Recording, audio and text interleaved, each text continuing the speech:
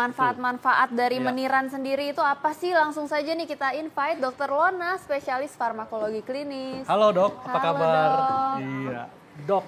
Ini kan meniran ini tumbuhnya liar ya, tapi ternyata ada manfaat juga nih. Nah, salah satunya ada yang mengatakan bahwa meniran daunnya ini bisa mengobati kencing batu. Ini fakta atau mitos, dok? Bisa mengobati kencing batu itu fakta. Fakta. Betul. Mengobati nih dok ya? Membantu pengobatan. Mengobati sebagai terapi utama tidak, tapi membantu pengobatan. Kenapa saya bilang begitu? Karena sudah ada uji kliniknya yang melibatkan memang subjek penelitiannya masih sedikit. Itu baru 56 subjek penelitian yang menderita batu ginjal dengan ukuran kurang dari 10 mm.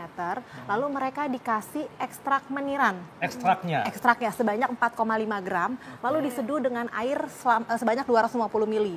Mereka mengkonsumsi itu 2 kali sehari selama 12 minggu. Dan memang terbukti ada peningkatan pengeluaran batu saluran kemih. Dan berdasarkan teori, memang zat aktif yang terkandung pada meniran itu dapat merelaksasi atau membuka saluran kemih yang kita sebut sebagai ureter. Sehingga pada pasien-pasien yang sesudah selesai melakukan operasi atau penghancuran batu pada saluran kemih, itu dapat membantu pengeluaran. Gitu. Jadi bisa melancarkan batunya keluar, tapi dok ya? perlu diingat, bukan sebagai terapi utama. Dan batu ginjal itu kan kompleks, penyebabnya banyak, faktor resikonya juga banyak. Tidak bisa seseorang dengan batu saluran kemih, baik di ginjal maupun di salurannya, mengkonsumsi meniran tanpa berkonsultasi dulu dengan dokter. Gitu. Jadi boleh saja mengkonsumsi meniran, tapi infokan dulu ke dokternya. Jangan-jangan atau dikhawatirkan adanya interaksi antara obat yang diresepkan oleh dokter dengan zat aktif yang ada di meniran. Dan ini ada juga yang bilang bahwa meniran bisa mengobati rabies. Ini fakta atau mitos, dok? Kalau itu mitos, dok.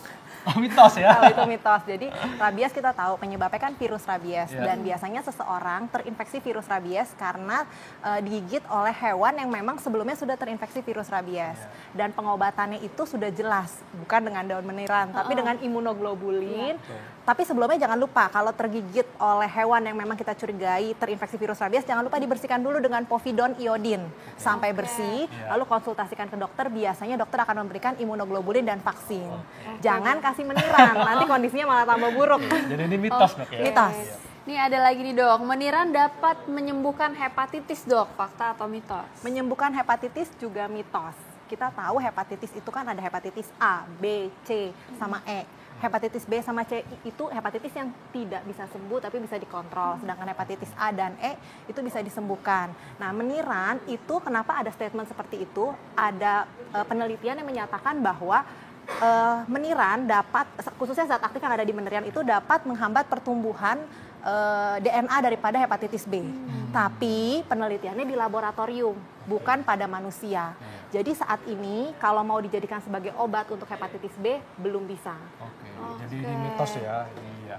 Dok, kalau gitu apa dok tips kepada masyarakat supaya bisa mendapatkan manfaat dari daun meniran? Daun meniran pada dasarnya manfaatnya banyak, walaupun belum dibuktikan pada manusia. Penelitiannya baru pada hewan atau di laboratorium. Dan sampai saat ini memang belum ada efek samping yang benar-benar nyata merugikan manusia. Jadi boleh saja mengkonsumsi daun meniran asal dicuci dengan bersih. Ini kan tanaman liar. Jadi kalau nggak dicuci dengan bersih, bukan manfaat yang didapat, yang ada malah diare. Jadi ini diseduh, dok ya? Pada umumnya diseduh dengan air yang sudah mendidih. Berapa lama, dok, diseduhnya? Sampai airnya mendidih. Nah, di penelitian itu tidak ada dengan daun, tapi dengan ekstrak. Ekstraknya. Betul. Berarti yang sudah dalam bentuk kapsul seperti ini ya, dok? Nah, tapi masyarakat kita pada umumnya kan tidak mengkonsumsi yang dalam bentuk ekstrak. Pada umumnya dengan mengkonsumsi yang masih dalam bentuk daun. Selain itu, untuk pasien-pasien dengan penyakit ginjal yang tadi saya sudah sebutkan, batu ginjal, ada juga yang percaya bisa menyembuhkan kencing manis, hepatitis. Meniran tidak menyembuhkan. Jadi alangkah baiknya berkonsultasi dahulu dengan dokter sebelum mengkonsumsi meniran, walaupun hanya sebagai obat tambahan, khususnya untuk penyakit-penyakit kronis dengan faktor risiko yang bervariasi. Oke, baik dokter. Terima kasih banyak dokter informasinya.